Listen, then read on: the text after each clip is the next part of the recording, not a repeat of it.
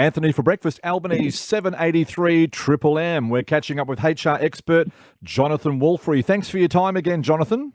No worries, Anthony. My pleasure as always. Okay, what's been coming out? Very upsetting for me. It's just one of those things when I see vulnerable people being treated badly. There's a Royal Commission happening now into the aged care sector. I don't think we needed a Royal Commission to tell us there was increasing workforce demands in that particular sector.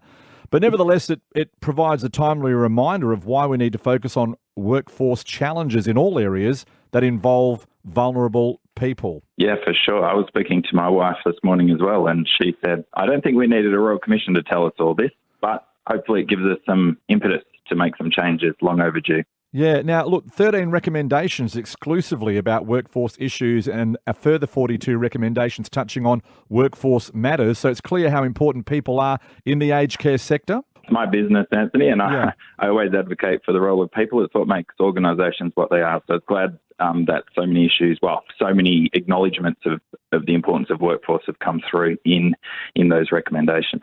So, Jonathon, what workforce ramifications can we expect stemming from these recommendations? Well, I think we know that the aged care sector is large and it's growing significantly, and some of the projections in the hundreds of billions of dollars out to 2050 just show it's an increasing sector and it's going to get bigger. Of the 13 recommendations you mentioned there in regards to workforce issues, look, I see three main issues there from my quick reading. It's a very large document that I'm still reading through, but those issues centre around training and development for those that work in aged care, really upping that standard in what they do.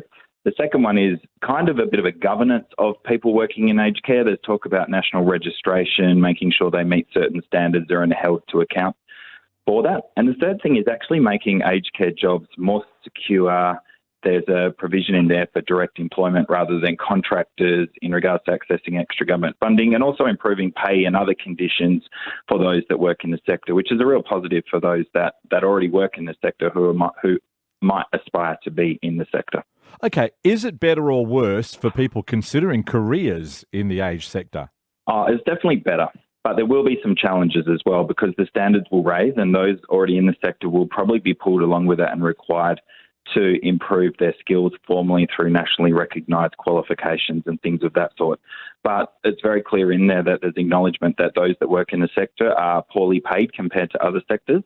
And there's acknowledgement in there that the insecure work that some work under in that sector is something contributing to the problems we're experiencing. So there's plenty of positives for those already in the sector and those aspiring to work in the sector. But there will be some challenges for those that can't or won't or don't want to upgrade their skills and come along with the increased standards that this Royal Commission is calling for.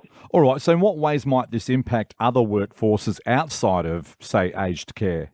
It's a good question because I think we see it, aged care going, yep, we know we have parents, myself included, in that sector and we think it's quite niche. But the size of the aged care sector means that changes there will permeate across other workforces as well. So a few things that come to mind for me are, first of all, if the aged care sector grows and becomes more attractive to people of high skill, then that will put pressure, large numbers of pressure on other areas, probably most directly health, disability services, those kind of areas that actually people transition really well from into aged care when their conditions increase. But then even broader sectors, we look at fast food, retail outlets, things that attract probably traditionally people either studying at uni or that don't have university degrees or formal health qualifications.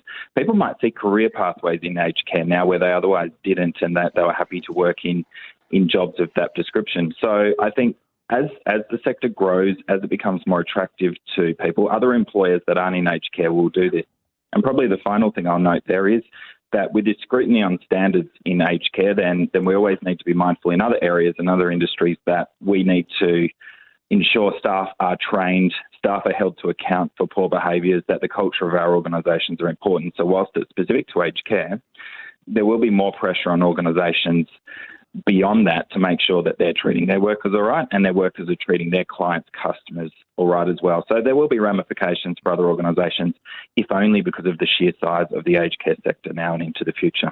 HR expert Jonathon Woolfrey, thanks for your time. We'll talk again next week. Look forward to it, Anthony. Thank you. Triple M Albany.